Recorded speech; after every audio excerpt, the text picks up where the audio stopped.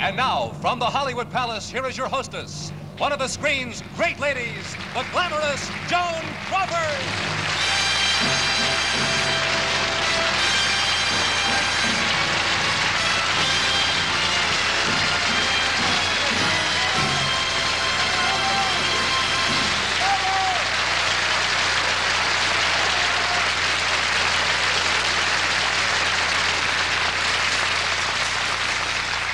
A very good evening to you, and I'm so happy to be your hostess this evening in the Hollywood Palace.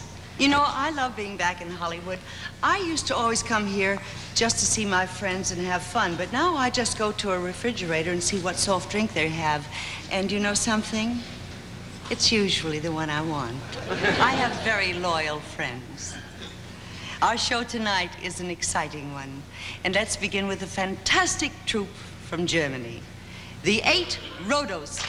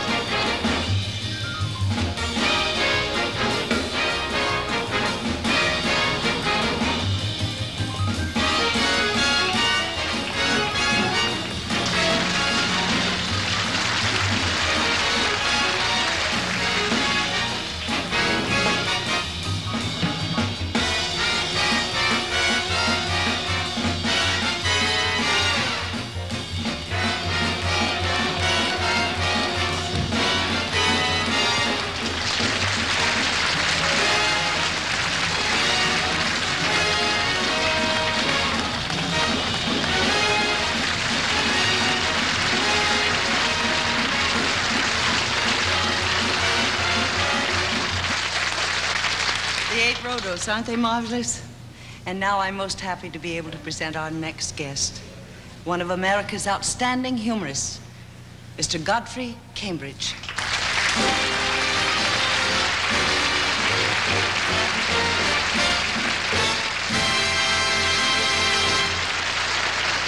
Hi. Everybody complains about television, but I'm an exception. I don't generally complain about it. I only have one minor complaint. And that is one commercial, The White Knight. You know, that nitwit on the horse goes by, turns everything white. Lord, I hope he never passes me. I got enough problems, you know. Turn me white, I'll start running around feeling guilty all the time, you know. But I feel good. I'm on a show with my favorite actress, Joan Crawford, who's really great, you know.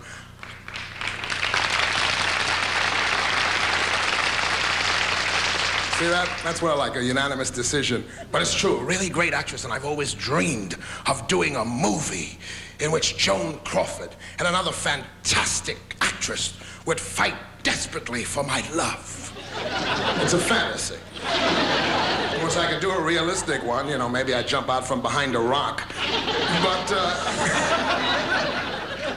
everything happens to me. You know, a couple of months ago, I was in Los Angeles and I decided to rent a car, and I must have called kind of late because the only car they had left for me was a 1965 red Ford with Alabama license plates on it. I mean, I can't win with that car. I mean, if I drive through a Negro neighborhood, I feel like I gotta turn on the lights inside the car. Say, don't mess around, baby, it's a soul brother.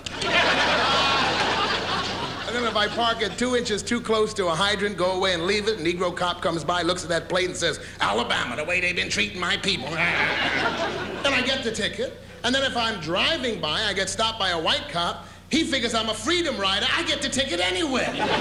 You know, one of those John Birch cops who fires 3 warning shots in your leg. Do-do-do-do.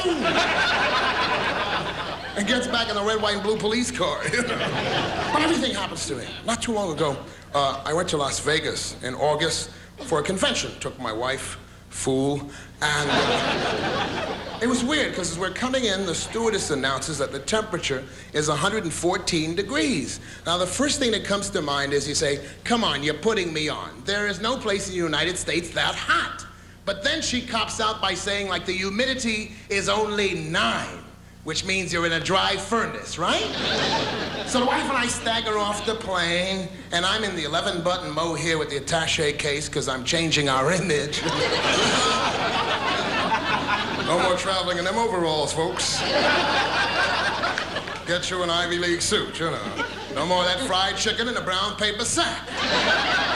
Get you an attaché case with the fried chicken in it. I ain't giving up everything just to live with y'all. Some things still sacred, gang.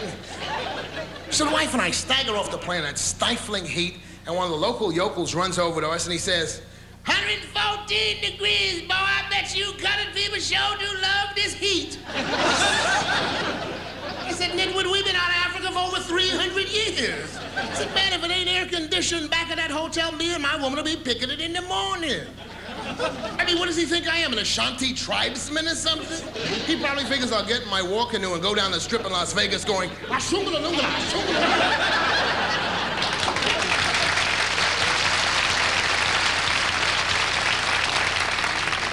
With my Karari blowgun.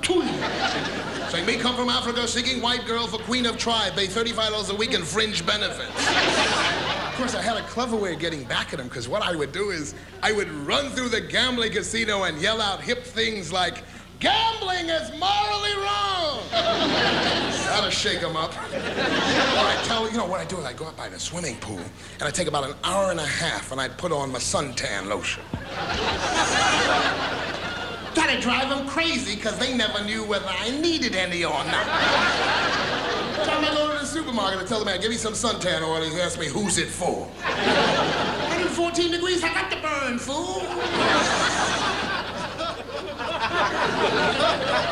Oh, these are my people. Don't take it personal, friends. But I can't complain. Things are going very well now. I'm working for a first-class show, the Hollywood Palace. And when I arrived at the airport this time, they sent a limousine for me, a chauffeur-driven limousine with a white chauffeur. That's progress. And he suggested...